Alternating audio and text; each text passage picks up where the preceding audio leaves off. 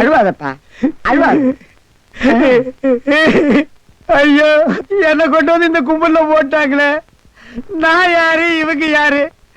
புலிய பார்த்து பூரா சூடு போட்ட கதை ஆகி போயிடுச்சு. அழுவாதப்பா, அழுவாத. ஏன் அழுகுற? நமக்கெல்லாம் மறுவாழ்வு கொடுக்கத்தானே அரசாங்கம் நம்மள எங்க கொண்டு வந்து வச்சு அடைச்சிருக்காங்க. கவலைப்படாது. டேய், என்ன தொடாதடா. என்ன தொடாத? நீ அதான், நானும் அதான். டேய். அப்புறம் என்ன தொடாத? டேய், நீ வேணா அதான் இருக்கலாம், நான் அது இல்லடா. அப்புறம் வேற எது? நான் சும்மா டூப்ளிகேட்டா.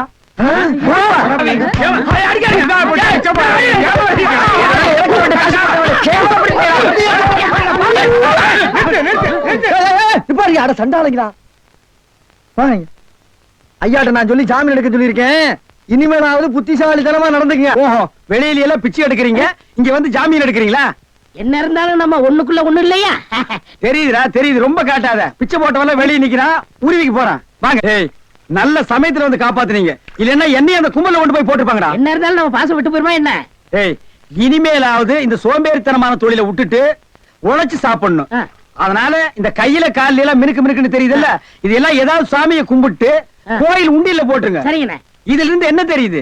ஒருத்தனுக்கு பல தொழில் தெரிஞ்சாலும் அவன் ஒரே தொழில் தான் செய்யணும், அப்பதான் உருப்பிடுவாங்க. ஏய், ஒருத்தருக்கு ஒரு தொழில் தாண்டா தெரியும், பல தொழில் தெரியவே தெரியாது.